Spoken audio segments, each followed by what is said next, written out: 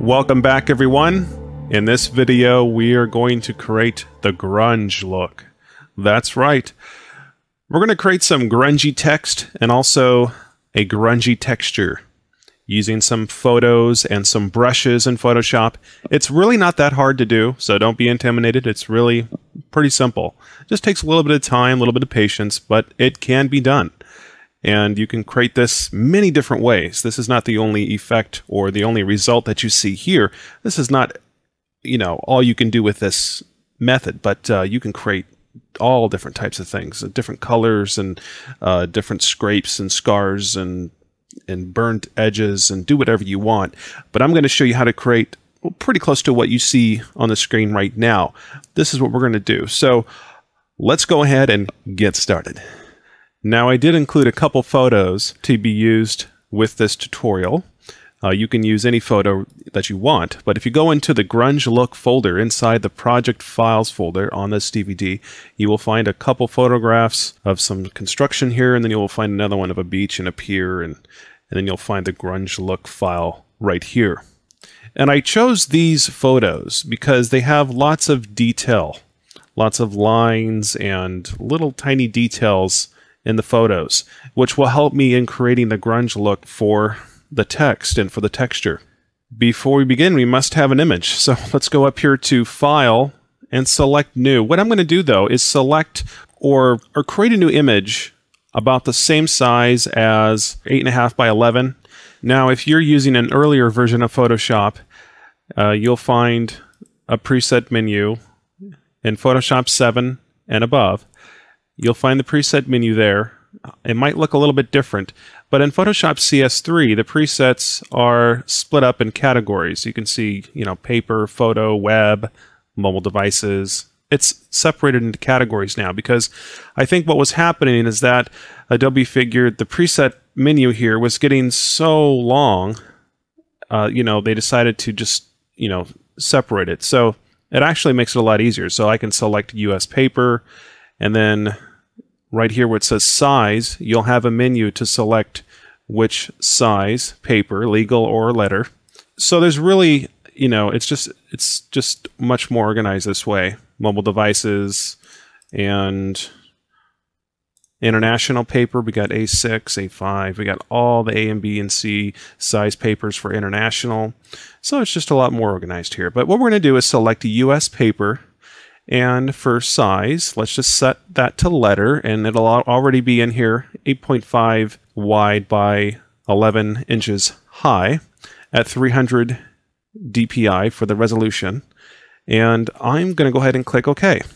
Then what I'm going to do is rotate this image because I'm going to work on it on its side. So I'll just select Rotate Canvas counterclockwise.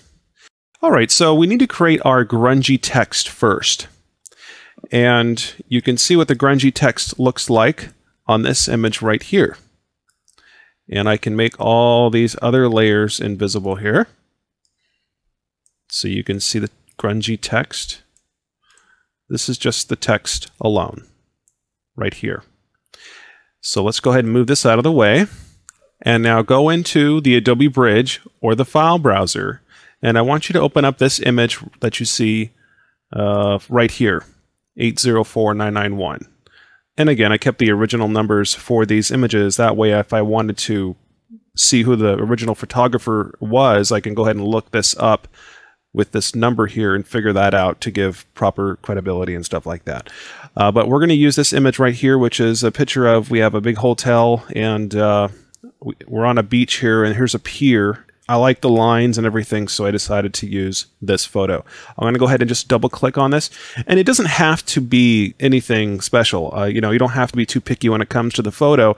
As long as you have a lot of lines and, as long as it has some detail in the photo. In other words, if you're just using like a sky or something like that, it's not going to really, you're not going to get that grungy, that real grungy look. And the edges aren't going to be, they're not, all that, the grain and the texture is just really not going to come out unless you have a photo that has a lot of stuff going on, like this does here, okay? All right, so I'm going to bring this over to our image here. And you can see, well, it's pretty small. So it's a lot smaller than our 8.5 by 11 here. So what I'm going to do is go over here to Edit and Free Transform. And let's hold down Alt and Shift. And I will just resize this up like this to fit the page. Now don't worry about resampling or anything like that, because we don't need the quality of this photo. I mean, the quality of the photo is not very important. We just need to get this large enough to fill the entire screen here. I'm going to go ahead and confirm that by pressing the Enter key on the keyboard. There we go. And I'll go ahead and just zoom into it. I don't need this photo here, so I'll go ahead and just close that out. But let's go ahead and zoom into the image. I'll come over here and just rename this layer to Beach. And let's come over here to Image. And down here to Adjustments, and over here to Threshold. Okay? And you can see now we just have the image down to black and white. But what we're going to do is slide this threshold slider to the left. What you want to do is get the image so you're showing more white than you are black. Just so, in other words, you can bring this all the way over to the left, and then you can work your way back real slowly, bringing back some of the details. You see that? So you could like stop right here, and that would be really good. Now, something like this, this wouldn't be that good because there's too many big solid patches of color, or there's too many big solid patches of black. So we need to get those details in there like this to make this work. Okay, that looks pretty cool. I think I'll just go ahead and click OK. Great. And we can zoom in here to see how this looks. It's nothing special. Okay. And I'll go ahead and zoom out. Now let's create the type. And you can use any font, anything you want. I'm just going to come over here and select the horizontal type tool. I'm going to click on the image. And let's just set a color for this type. It could really be anything. I'm just going to select a black or something like that. Or better yet, I'll just select a dark green so you can see it a little bit better. And great. And then we'll just type out grunge. And I'll press Enter, and then I'll go up here to Edit, Free Transform, and I'll just hold down the Shift key when I'm doing that. Let me try that one more time. So I'll go up here to Edit, down here to Free Transform, and I'll hold down the Shift key, and by doing that, the text here will retain its aspect ratio. Now, I know a lot of you already know that, but just for those of you that don't, I wanted to put that in there. But I'm just going to move this grunge text over here, over where I think that I would like the grunge to be applied to the text. And see, the patches of black, and they're too bulky down here at the bottom. But I like how this looks behind here. If you look behind the text, you see it looks like there used to be trees there in the photo, and it really has a very splattered, blotchy kind of look. I don't know. And so I'm just going to go ahead and use that for the effect. So I'm going to lay this text right over an area on the photo that I feel that has the coolest looking abstract texture there. And then what I'll do is go ahead and press the Enter key on the keyboard. Great.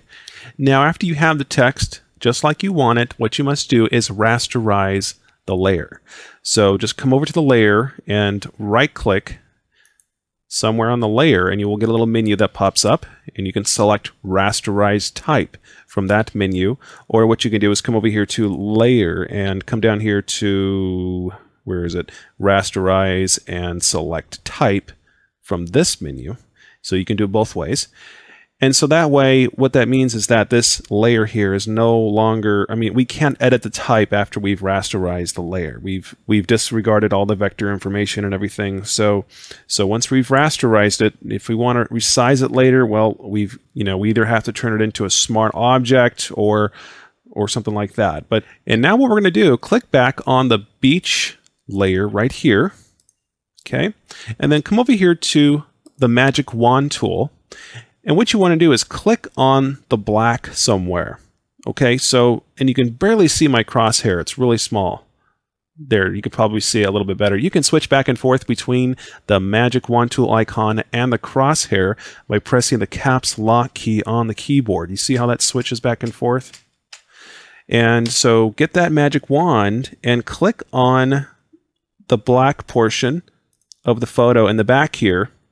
That should select all the black in the beach layer. If you don't have the contiguous option unchecked, then what it's going to do, it's just going to select the black in one area. So you want that black to be selected throughout the entire photo. So you must uncheck the contiguous option. Now, if I undo that and then press back on that black, you can see it will select all the black in that photo on our beach layer here.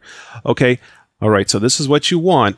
Then what we're going to do is click on the grunge layer here, the grunge type layer, and then make that beach layer here invisible. Then all we have to do is press the delete key on the keyboard, and that's it. I can come over here to select, deselect. Check it out. And you can see wherever you place that text on the photo layer that we applied the threshold to, wherever you place it on that photo, you're going to get a different result with the texture and the type of grunge you get to the text. So pretty self-explanatory, pretty common sense there. What we're going to do now is move on to the texture. Okay, so let's just, I can make this invisible. And I'm going to click on the background layer and make a new layer above the background. And then what I'll do is draw a selection. Let's see, something like this. Not too big, but maybe that might even be a little bit too big. I'm just going to draw a selection inside the image, like so. There we go. And then over on the toolbar, let's select the foreground color. And I've already set a color for this tutorial for the background to start with. So the color that I'm using, there's a hex value input area down here. Just enter in DD, DD, CE, and you will get that color that I have. And after you have that, go ahead and click OK. Select the paint bucket and fill. After we've filled that, let's just select it, and let's also apply some noise to that. So let's come up here to Filter, Noise, Add Noise. With the monochromatic option checked at the bottom, add a noise about 2.0, 2.5, somewhere around there. And then go ahead and click OK. Now the noise is there, we can just barely see it. And so what I think I'll do is increase the amount of the noise because we are working with a much larger image than I had before. We're going to have to increase the noise to see that just a little bit more clear. There we go. And so let's go ahead and I'll click on this layer down here and let's just call this texture. There we go. And now we're going to add a layer style. We're going to add an outer glow, a black outer glow, which is going to be sort of like a drop shadow for this texture. It's just to drop it off and to bring it off the background. So I'm going to come over here to Layer, Layer Style, and select Outer Glow. It's pretty simple to do. All you got to do is change the blending mode to normal, and then change the color of that outer glow to black. Go ahead and click OK, and turn up the opacity all the way. And then you need to adjust the spread of that glow. You want it really soft around the edges there.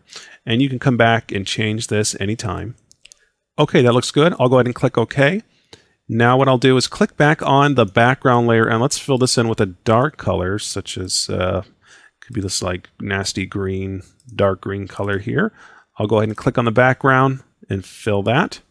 And let's get on with creating the texture, our grungy texture for this. And we're going to be using brushes and all kinds of stuff to create this texture. This will be really cool and also a lot of fun. So what I'm going to do is scroll down here just so I can see the bottom. I'll click on the texture layer because we will be working off of the texture layer for this. And the first thing we're going to do is we're going to start to darken the edges around the texture. So we're going to use the burn tool for that. So select the burn tool on the toolbar. And for the foreground color, we can just select black for that. And you don't have to get too picky about this part. It's not that hard to do. But we're just going to select I'll right click on the image and select a soft brush for this. So a large soft brush, so have that hardness all the way down to 0 with the master diameter up a little bit. If you're working with a larger resolution image, then you're going to need to really turn up the size of that brush. I'll just turn this down a little bit and let's try this. I'll zoom in here with that dodge or with that burn tool there. And then I will just go around the edges just like this. And again, we're just starting the texture now. We're not getting too picky. We're not getting too grungy here. But it's a process where you keep building over other brushes to achieve the overall effect.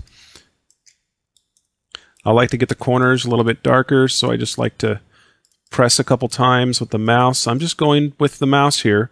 And you can see I've got my exposure to 50% on the options bar at the top. I'm just going through here and just being a little bit creative with this. And I can add a little bit more of this later on if I want. Okay, that looks pretty good. Don't have to go too crazy with that. Now let's start ripping up the texture, almost if it was like paper or something like that. Let's select the eraser tool on the toolbar. And then what you want to do is bring up the brushes palette. So come over here to Window, and then come down here to Brushes. Okay, and the Brushes palette will come up. And CS3, we can just click on this little button right here, but I wanted to make sure, and in case you're using an earlier version, that you can get to the brushes palette okay. All right, so I'm just going to go through here and pick out some grungy brushes. All right, now I have the default brushes loaded up into Photoshop right now. If you don't see the type of brushes that I have here, then what you're going to need to do is save the brushes that you have. If you have any custom brushes or anything like that, maybe you've created bubbles from the Photoshop Top Secret course. If you have, make sure you don't erase those or load new brushes over those brushes. Just go ahead and save your brushes first. So come down here and select Save Brushes and save the brushes somewhere in your hard drive. And then you can come through here and reset the brushes palette and select other different types of brushes, because sometimes it will replace over your custom brushes and you probably don't want that to happen. So I'm going to select some brushes here, something like this. Let's just experiment, I mean, I really don't know, it's always different every time I do this. So, and I'll just click on this to make this go away, or you can drag the brushes palette out of the way. Let's use the bracket keys on the keyboard while we create this texture. Okay, and I'll go ahead and show what the bracket keys look like on the screen. These are the keys right here. And when we use these keys, we can make the brush larger and smaller by pressing them. It's just a lot faster than, right-clicking every time you want to adjust the size of the brush. Now, I still right-click and I do that, but for this, it's just a lot. It's going to take a lot longer. So after we have this brush, what we can do, I'll scroll down here. Let's just work on the bottom. We'll just pick a spot here on the bottom and go ahead and undo that real quick. I'm just going to try something out here. Okay. That looks pretty cool, maybe a little bit soft. And what I'm doing here, if you look really closely, all I'm doing is I'm clicking the mouse on the edge of the texture here, or the edge of the paper, whatever you want to call it, and then I'm clicking and then I'm dragging down. You see that? So it almost makes it look like a rip. Look at that. So there's a trick right there. You can even just click on the very edge, just a little bit. And then you can size the brush down, and you can make a little smaller rips on the side. And you can call this whatever you want, paper or a sign or something like that. It doesn't really matter. I'm just, it could really be anything.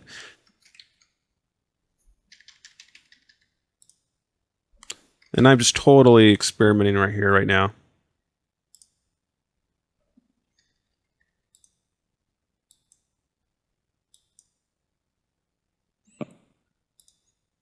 There, and just try to be creative. I'm just going to come through here and I'm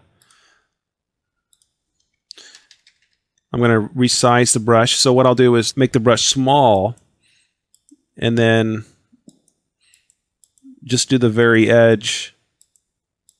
Do these very small swipes on the edge here. And then I can make that brush really big, and then I can come over on the side and damage the edges a little bit. Try to keep resizing the brush or switching your brush, because if you use the same brush for too long, it's just going to be a giveaway that, you know, it's just not going to look very realistic or very natural, because that's the type of effect that we're looking to achieve here. You can fast forward the video if you want to see the final effect, but I'd recommend watching how I do this so you can make sure that you get, you know, close to the same effect anyway. But there's really so many ways you can do it that, you know, it's not like a step-by-step tutorial where this is the only way or something like that, because there's really just so many ways. Okay, that looks pretty cool. We can just zoom into that to the bottom and take a look at her work. This is what it looks like close up. So you can see we've really just torn apart there. And you can do this close too. You don't have to, you know, be zoomed out like this. I just like to get an overall look at everything. All right, well, what else can we do? Well, we can switch the color of this brush to add a little bit different color into the texture. And I can select the brush tool and click on the foreground, and let's select red. And then I'll set this to a different brush. I'll make this a little bit, whoops, I'll go ahead and try that one again. There we go. Still getting used to Photoshop CS3, I guess. Okay, because we're using a paintbrush now, we must select the texture layer's transparency. So hold down the Control key on the keyboard, and that's the Command key on the Mac, and then click on that layer, the texture layer, and that'll load its transparency. Then you can come in here and get the edges of this. And for some reason, I don't like that color of red, so we're gonna make that a little bit darker. I'm just gonna undo this because I don't think I like this brush that much. I'll go ahead and try a different one here. Let's try this.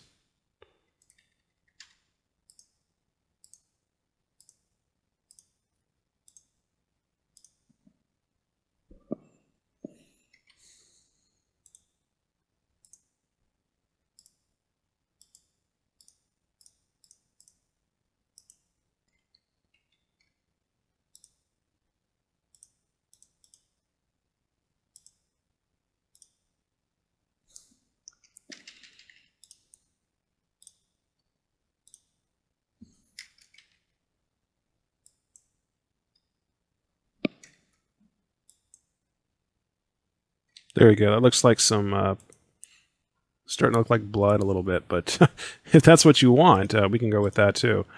I'm going to switch back to the eraser tool and just come in here and work on this just a little bit. It's not quite looking the way I want it to just yet. Okay, so this is looking all right. What we can do though is if you're finding that it's a little bit too soft, we can actually sharpen the edges of this texture. Let's zoom into it real close and then come up here to Filter and select Sharpen, and Unsharp Mask will allow us to sharpen those edges just a little bit more if we need to, just to bring out that texture a little bit. About something like this, you can see this is before and this is after, just to give it a little bit more sharpening. So now that we've damaged the edge of this, let's just go ahead and move on to the next part to really make this look finished. Just come up here and let's turn on our grunge layer here. And I'll go ahead and bring this down. We're going to plant this down at the very bottom of the image here. And then what we can do is select Overlay to blend this text in with the bottom there. And if that seems just a little bit light, the green, I'm just going to select its transparency and fill it with black.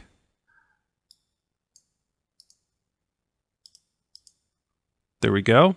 Now what we're going to do is start to apply more details to the texture. And so let's use our beach image that we have right here. So what we're going to do is apply this threshold photo here over the texture to give it a little bit more detail. So with the beach layer selected, I'm just going to lower the opacity down so I can have some of that coming through. And I'm just going to move this texture around and find a spot where I like it. Just because we're going to use the detail of this texture. I want it very faint though. I don't want it too heavy on that texture there. Just something that looks like this. And then I'll go ahead and hold down the control key and click on the texture layer. And then I'll inverse that selection. So I'm selecting everything outside of it.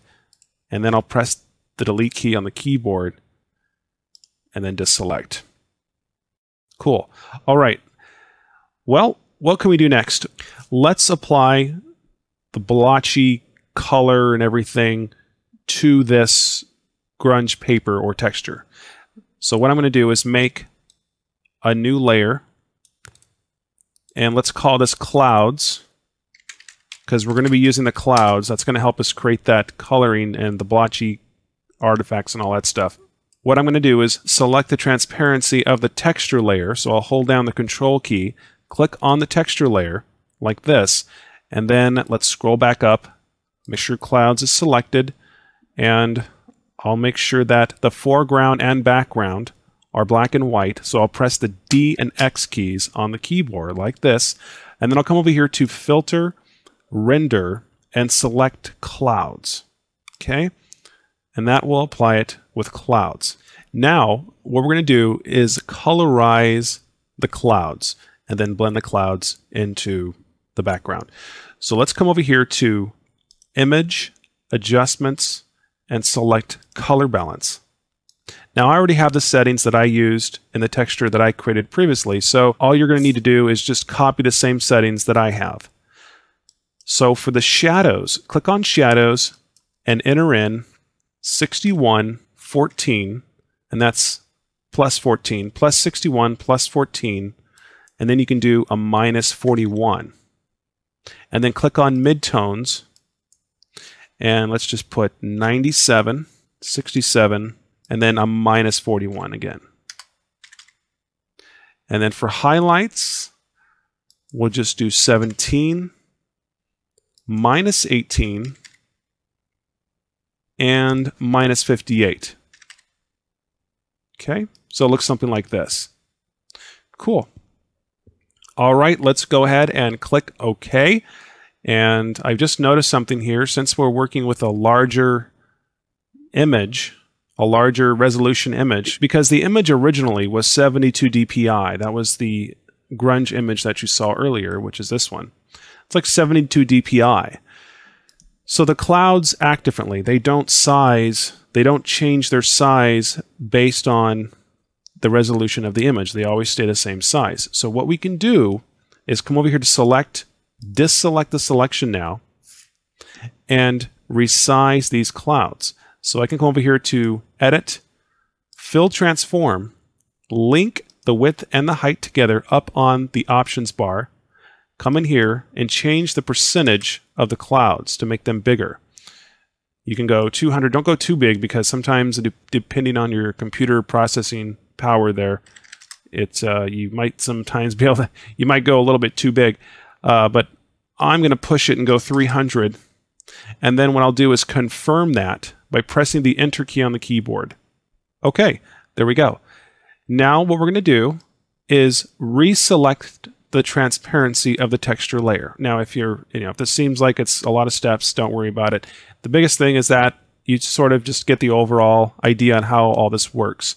Hold down the Control key on the keyboard, click on the texture layer, and again, that's the Command key on the Mac. Inverse the selection, and then press Delete. There we go. Up to select and deselect. Now, to overlay this texture, what we're going to do is we're going to use, I think we're going to use Color Burn.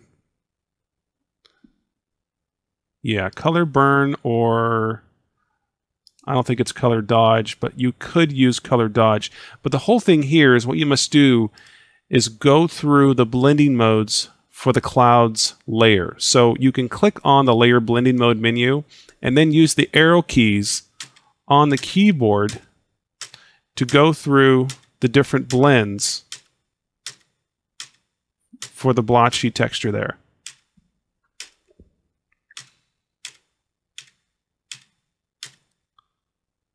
You can see we just get a bunch of different stuff.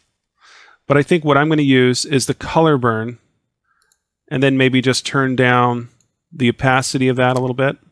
And let's go back to the Adobe Bridge and load up this image right here, because I'm going to start to apply more texture to this. All right, here we go. And I'm just going to click and drag this over to the other image with the Move tool. And I'll make this a little bit larger to fill the image. Image, adjustments, threshold.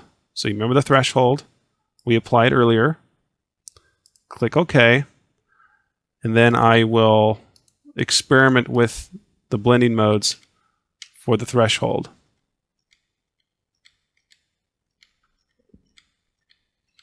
And if the blending modes if you feel like they're just not working for you, because it can be a little bit harsh, what you can do is set it on normal and then just turn down the opacity.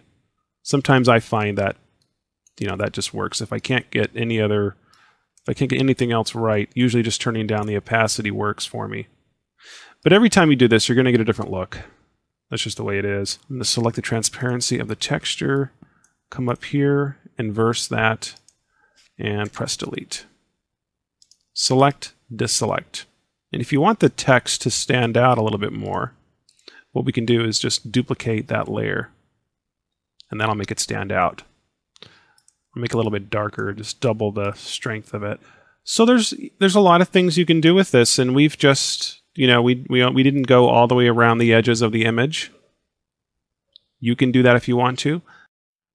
All right, and before I go, I wanted to show you a last tip that you can do to apply some fingerprints or some dirt spots and some other dark spots onto this texture.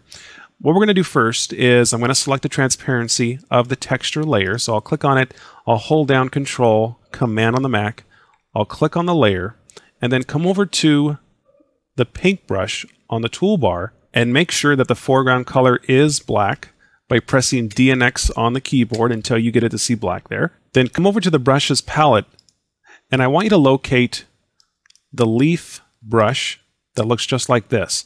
Now I'll go ahead and increase the size of the thumbnails here so you can see these just a little bit larger. But it's right here called Scattered Leaves. Now we're not going to really create leaves on the, well we are, but we're trying not to make it look like leaves. But we're going to use this texture because I think it looks kind of cool. So I'm going to go ahead and select that. And then since we've loaded this layer's transparency, this will prevent us from painting outside of the texture, okay? And so what I'll do is press the caps lock, and I'm just trying to get the size of this brush here to come up. There we go. And let's lower the opacity down to 15. And what I'm going to do is paint on the side here, and I can increase the brush size if I want to. And that's not going to work out, so I'm just going to make this just little dark spots, something like this.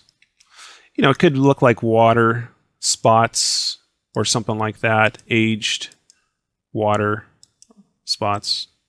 Yeah. And so that can look kind of cool.